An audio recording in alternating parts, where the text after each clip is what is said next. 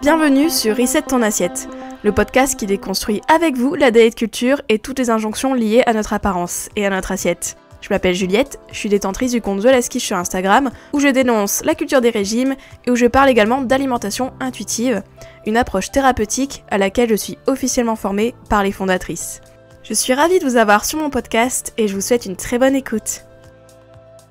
Bonjour à tous et bienvenue dans ce nouvel épisode de Reset ton assiette. Alors aujourd'hui, j'aimerais reparler des signaux corporels, notamment du rassasiement, mais surtout répondre à la question « Je ne suis jamais rassasiée, j'ai beaucoup de mal à être rassasiée, pourquoi ?» Bon ça, peut-être que ça vous est déjà arrivé de vous dire ça, de vous dire « Mais punaise, je n'arrive jamais à être rassasiée, mon rassasiement arrive très tard, voire quasiment jamais, qu'est-ce qui se passe, pourquoi, comment faire ?» Et ça, honnêtement, cette question-là sur le rassasiement, je pense que c'est une question qui revient hyper souvent, que ce soit en accompagnement, moi je le vois avec mes clientes, c'est un truc qui revient souvent, le côté que la plupart de mes clientes savent quand elles ont faim, CF l'épisode d'avant où je vous parlais des signes méconnus de la faim, que je vous invite à l'écouter, mais elles me disent souvent au début de l'accompagnement qu'elles n'arrivent pas à percevoir leur rassasiement, et que du coup c'est très compliqué pour elles d'arrêter de manger, et de laisser dans leur assiette, etc., tout ça, de juste manger par rapport à leurs besoins, en fait, tout simplement. Et donc cet épisode, j'aimerais revenir sur pourquoi on peut se sentir jamais rassasié, qu'est-ce qui explique en fait que votre rassasiement est tardif, voire quasi inexistant. Quels sont les facteurs en jeu? Bref, on va revenir sur tout ça aujourd'hui dans cet épisode. Je pense que cet épisode, je vais plus parler des causes qui peuvent expliquer pourquoi vous n'êtes jamais rassasié. Par contre, pour tout ce qui est les conseils typiquement sur le rassasiement, déjà je vous invite à vous faire accompagner si vous avez vraiment des problèmes liés à vos signaux corporels, si vous avez du mal à percevoir donc votre rassasiement, à trouver ce point où vous vous sentez satisfaite, etc. Je pense que je ferai un autre épisode sur plutôt les conseils un peu plus pratiques pour être plus rassasié. Mais je pense que déjà là, dans cet épisode, vous aurez des pistes puisqu'on va revenir sur les causes qui expliquent pourquoi vous n'êtes jamais rassasié et du coup éluciderer votre situation. Voilà. Écoutez, je vais pas plus m'appesantir dans l'intro et on va y aller, c'est parti. Alors déjà, je vais quand même revenir sur c'est quoi le rassasiement, puisque peut-être vous m'écoutez, vous me dites oui mais Juliette, c'est quoi en fait, être rassasié? Et je vais juste reparler aussi de la différence entre satiété et rassasiement. Donc déjà, on parle beaucoup de faim. Donc la faim, c'est quand on a besoin d'énergie, donc CF l'épisode d'avant, et mon épisode sur la faim. Il y a la satiété, donc ça la satiété c'est quand on n'a plus faim. Et ensuite il y a le rassasiement qui est on n'a plus envie de manger. Il faut savoir que un être humain, un mangeur intuitif, ok il mange par faim, mais il s'arrête pas forcément à satiété, puisque si on s'arrête à satiété, on s'arrête à quelques bouchées. Vraiment la satiété arrive très vite, mais l'être humain est fait pour continuer à manger, c'est pour ça qu'on a envie de manger, on a une envie de manger qui dépasse notre satiété, puisque notre corps veut nous amener au point de rassasiement où vraiment on est satisfait et on est tranquille pendant plusieurs heures. Parce que le problème à écouter sa satiété, c'est que, ok, vous avez fini de manger, vous arrêtez quand vous avez plus faim, mais en réalité, vous n'avez pas tellement fini de manger. Vous pouvez avoir faim très vite, et comme on n'est pas des lapins et on mange pas toutes les 2 minutes, le rassasiement est hyper intéressant pour ça. Et vraiment, le rassasiement, c'est quelque chose qui est naturel, en fait. C'est comme la faim.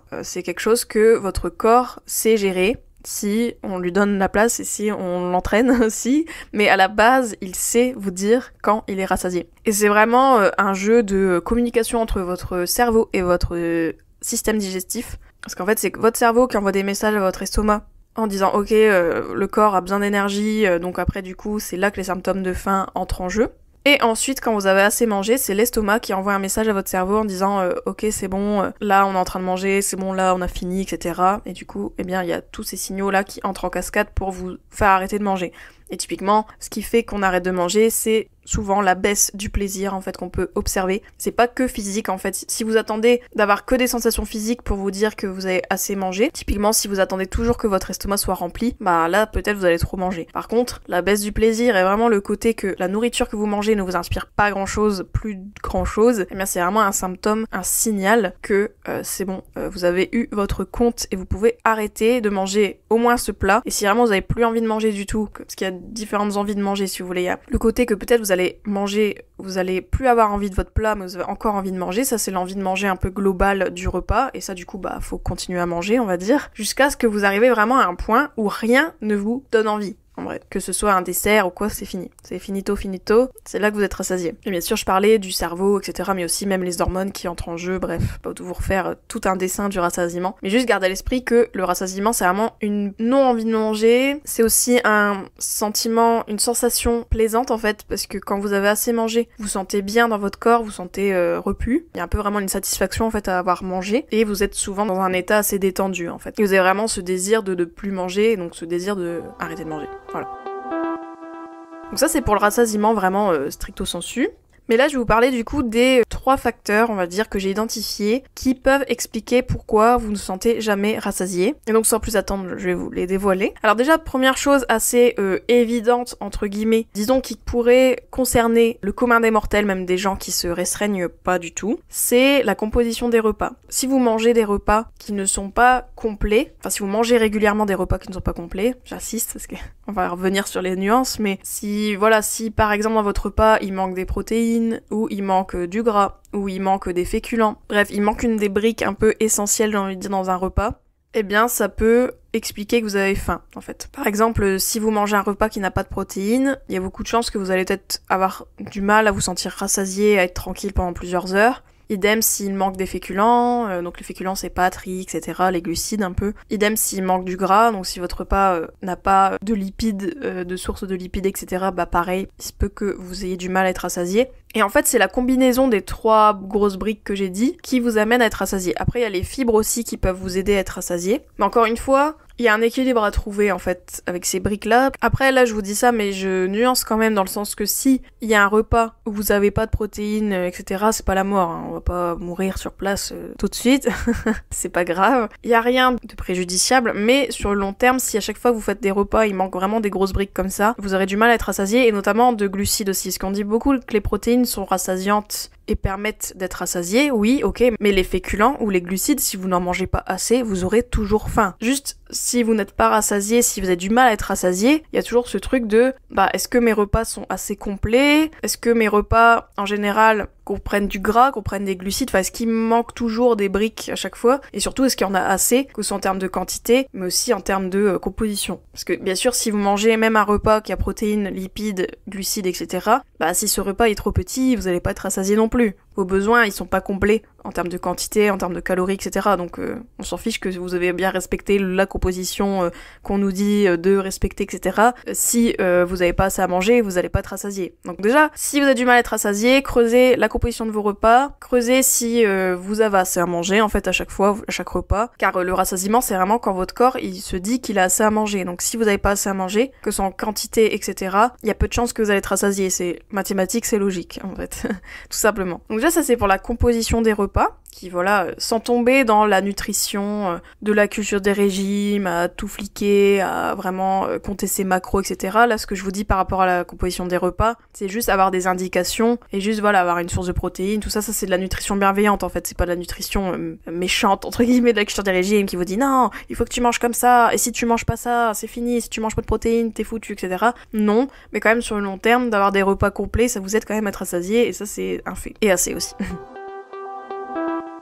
Ensuite, deuxième chose aussi qui rejoint ce que je viens de dire, en fait, tout simplement, c'est que, déjà, il y a la composition des repas, etc., ok, mais, et le fait de manger assez, mais surtout le fait de manger assez sur le long terme, et donc du coup, la chose qui fait que vous sentez jamais rassasié, c'est la restriction. En fait, faut vous dire que si votre corps, il est en dette permanente, parce qu'il a pas assez à manger à chaque fois parce que vous restreignez, et la restriction, c'est pas juste en quantité, etc., ça peut être aussi la restriction dans la tête, la restriction cognitive. Je vous invite à écouter l'épisode sur la restriction cognitive si vous voulez savoir ce que c'est, si vous êtes concerné, etc., cet épisode est clé pour ça. Mais vraiment, gardez à l'esprit que si vous avez toujours une dette, si votre corps, à chaque fois, en fait, il est en train de courir après les calories, en train de courir après la nourriture, il y a beaucoup de chances que vous soyez très rarement rassasié. C'est aussi logique, puisque comme je vous disais, votre corps, pour qu'il dise qu'il est rassasié, il faut qu'il se dise qu'il a assez à manger, et ça c'est pas que sur le repas en lui-même, la fenêtre du repas, c'est aussi les autres repas d'avant. Donc si à chaque fois vous mangez pas assez, etc., si vous vous restreignez pour une raison ou pour une autre, s'il y a des aliments que vous interdisez, si à chaque fois vous avez envie d'une chose, vous mangez une autre, si à chaque fois vous avez envie d'un biscuit, vous mangez un yaourt, etc., tout ça, du coup, vous mangez moins que si vous avez mangé un biscuit. Enfin, vous voyez ce que je veux dire, si vous restreignez en permanence à chaque fois, et que ce soit dans la tête, dans vos repas, un peu tout le temps, etc., bah vous pouvez être sûr que le rassasiement ne viendra pas beaucoup. En fait, votre rassasiement va être toujours hyper tardif. Et ça, je le dis souvent en accompagnement, c'est travailler la restriction sur le long terme qui va vous aider à ressentir votre rassasiement. Et d'ailleurs, c'est une limite aussi que je vois des fois pour les personnes qui veulent faire un process d'alimentation intuitive, qui se disent « Ok, bah maintenant je vais ressentir mon rassasiement ». Oui, mais si les conditions d'avant ne sont pas remplies, c'est-à-dire que si tu ne manges pas assez et si t'es toujours en restriction, mais ton rassasiement, il va pas se manifester forcément très bien, toujours à chaque fois, et il sera très dur à capter et très dur à émerger aussi, puisque voilà, comme je vous disais, le rassasiement, condition, c'est qu'il mange assez. Donc vraiment, si vous avez l'impression de n'être jamais rassasié, creusez la restriction et aussi la permission inconditionnelle de manger, puisque même si, admettons, vous me dites, oui, mais Juliette, moi je me restreins plus, etc., etc., moi je mange de tout, je comprends pas, voilà. Eh bien, vraiment, demandez-vous, est-ce que vous avez vraiment la permission inconditionnelle de manger qu'on travaille en alimentation intuitive? C'est-à-dire que, est-ce que, même si t'as l'impression de pas te restreindre, est-ce que y a pas une rareté, on va dire, qui est perçue par ton cerveau à chaque fois, qui se dit, ok, la bouffe, elle m'en donne, mais bon, on connaît, il y a un mois, il y a 2 semaines, elle faisait pas ça. Enfin, pour que vous sentiez rassasié, il y a un sentiment de sécurité qui doit être présent dans votre corps, en fait, vraiment. C'est-à-dire que votre corps votre organisme doit comprendre qu'il y a assez à manger et qu'il va plus être restreint du tout, il va plus être privé, c'est fini la famine. Et tant qu'il n'est pas convaincu que la famine est finie, eh ben, il aura du mal à vous faire percevoir un quelconque rassasiement. Votre rassasiement, il sera souvent tardif. Donc du coup, il y a tout un process, c'est pour ça que si vous commencez par exemple un process d'alimentation intuitive, tout ça, vous libérez, etc., et que vous butez toujours sur le rassasiement, bah déjà dites-vous que ça prend aussi du temps pour que votre corps il comprenne qu'il est plus en PLS niveau nourriture et que c'est bon, il a accès à manger et que vous allez plus lui priver de nourriture. En fait, il y a un sentiment de confiance, c'est ça que je veux dire aussi, il y a la sécurité, la confiance. Si votre corps n'a pas confiance en vous, il ne vous fera pas ressentir le rassasiement. S'il a pas confiance parce que un coup vous lui donnez à manger, un coup non, un coup vous mangez ça, un coup non, etc., et que ça a duré peut-être pendant un bout de temps, eh bien c'est normal que votre corps a du mal à vous faire confiance tout de go et que d'un coup, ok, c'est bon, on arrête de manger, etc. C'est bon, je me sens bien. Bah non, en fait, c'est comme une relation, vraiment. Si votre conjoint vous a trompé maintes et maintes fois, je pense que vous aurez du mal à lui faire confiance et à se dire, ok, je me détends. Bah non, en fait. Donc là, c'est pareil avec votre corps. Dites-vous que votre corps, voilà, il a un peu été trompé. Il a un peu, il marche sur des œufs. Voilà, il sait pas trop s'il peut vraiment faire confiance. Si en effet la nourriture c'est bon, c'est fini, tout est bon, c'est accessible. Eh bien, voilà, il va pas vous donner les signaux qui va vous signifier qui se sent en sécurité, tout simplement. Et notamment, il y a aussi un état qu'on retrouve quand on est en restriction qui s'appelle la faim extrême. Et ça, la faim extrême, typiquement, c'est un moment où on a l'impression d'avoir beaucoup faim, tellement qu'on a l'impression qu'on mangerait la mer et ses poissons, en gros. Et il y a un peu ce truc de, le rassasiement qui n'est pas là, puisque on a cette sensation d'être un gouffre sans fond. Et ça, vraiment, cette faim extrême-là, elle est souvent liée à la restriction, en fait. C'est vraiment un symptôme assez fréquent et connu de la restriction. Donc si vous avez l'impression que vous avez cet état de faim extrême, de faim vraiment qui ne s'arrête jamais, et donc du coup de rassasiement qui n'arrive jamais aussi, eh bien là aussi c'est très intéressant de creuser la restriction et donc de vous faire accompagner si vous avez ces symptômes de faim extrême. Ensuite, autre chose qui est importante aussi à garder en tête quand on parle du rassasiement et pourquoi on n'est jamais rassasié, ça peut être aussi les émotions, le stress, etc. C'est-à-dire qu'en fait, et là aussi ça va rejoindre le point que j'ai dit avant sur la restriction, c'est que si vous êtes stressé en permanence, s'il y a une tension en vous, si vous avez des émotions assez désagréables que vous n'accueillez pas forcément, eh bien peut-être ce rassasiement, votre rassasiement ne va pas forcément venir, puisque votre corps perçoit une menace, en fait, d'une certaine façon. Et donc, le stress, il y a 2 réponses en fait. C'est soit votre corps, il vous fait pas manger, et ça souvent c'est la réponse la plus basique, c'est-à-dire que votre corps il est fait pour que quand lui il est stressé, il coupe tout.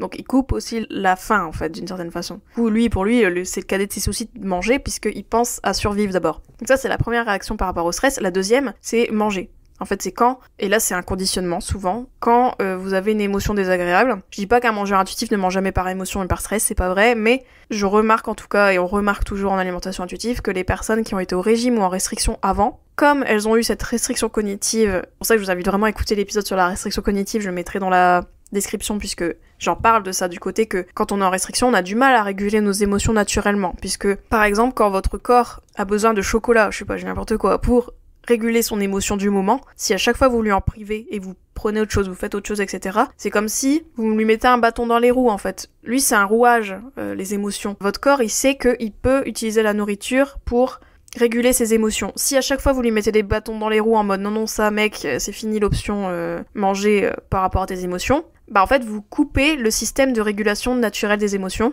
et du coup ça peut résulter en une régulation qui n'est pas optimale mais du coup qui peut donc faire venir des épisodes où vous allez beaucoup manger par émotion, etc. Il y a un peu un effet vase communicant, on va dire des choses. Et donc du coup, si vous avez entretenu ce conditionnement à manger quand vous êtes stressé, si vous avez du mal à réguler vos émotions parce que vous avez mis des bâtons dans les roues, et si à chaque fois vous mangez du coup beaucoup de choses d'un coup quand vous êtes stressé parce que justement votre restriction, votre non-régulation des émotions naturelles vous explose à la figure et du coup vous mangez beaucoup, eh bien tout ce conditionnement-là peut faire que vous avez du mal à être rassasié, et donc tout ce conditionnement-là va entraîner toute une boule de neige émotionnelle et donc il fait que vous n'allez pas être rassasié en fait. Par exemple, typiquement, je sais pas, vous démarrez un repas, vous êtes stressé un petit peu, vous êtes tendu, il y a des choses qui vous vont pas, vous avez des émotions un peu désagréables. Si vous avez fait des régimes avant, des restrictions, etc., il y a beaucoup de chances que votre réaction, ça va être de manger, et manger peut-être beaucoup pour anesthésier l'émotion, ou pour vous récompenser d'une certaine façon, pour vous faire du bien parce que vous avez lié nourriture avec émotion, nourriture avec apaisement, et beaucoup de nourriture est égal apaisement. Et du coup, peut-être que ça entre en jeu dans votre rassasiement. Ça aussi, c'est une hypothèse. Et donc, du coup, ça serait les émotions, d'une certaine façon, qui vous empêchent de sentir votre rassasiement, parce qu'en fait, comme elles sont mêlées à votre repas, à votre prise alimentaire, eh bien, il y a un peu ce côté continue de manger, parce que là, il y a un truc on n'arrive pas à gérer, on n'arrive pas à accueillir, etc. Donc, mange. Et donc, du coup, vous n'avez pas votre rassasiement. Mais ça, je pense que c'est quand même des épisodes qui sont plus ponctuels que la restriction que je vous disais juste avant. Dans le sens que si vous sentez jamais rassasié, creusez d'abord la restriction avant de creuser les émotions, même si les émotions peuvent participer. En plus de ça, faut pas oublier que la restriction nous crée des émotions qui sont désagréables. Vraiment, dites-vous ça. À chaque fois que, je pensais que quand on parle des émotions, il y a un truc qu'on occulte à chaque fois quand on parle des émotions, et je trouve ça dingue, c'est que la restriction crée des émotions. Si vous dites, bah je comprends pas, je mange par émotion, je suis tout le temps stressée, etc. Il peut y avoir du stress lié à votre boulot, il peut y avoir du stress lié à votre vie, etc. Il peut y avoir du stress, voilà, parce que la vie c'est stressant. Mais la restriction crée du stress pour votre corps. En fait, vraiment, la restriction c'est une menace pour votre corps, parce que pour lui, vous êtes en famine. Donc c'est compliqué de vivre sereinement quand on est en famine, hein. Il pense que c'est la guerre derrière. Donc des fois, au lieu de tout de suite blâmer vos émotions, ou de creuser vos émotions, de vous dire mon problème c'est les émotions, etc., je sais pas quoi, d'abord, please, regardez la restriction. Et regardez si vous n'êtes pas stressé parce que justement vous avez des règles liées à votre alimentation, vous avez une pression que vous vous mettez, vous avez ce syndrome de la bonne élève lié à votre alimentation, vous voulez manger sainement, vous voulez manger correctement, vous voulez manger de manière performante, etc. Ou vous faites toujours en sorte que vous mangez pas trop, etc. Bah tout ça c'est une pression, hein. Et tout ça, ça vous aide pas à être rassasié, non. Donc voilà, donc c'est très important quand même de garder à l'esprit que même si il peut y avoir des émotions désagréables qui vous font plus manger, si c'est un conditionnement que vous avez entretenu avec les régimes, etc., ok, mais la restriction met le feu aussi aux poudres, en fait.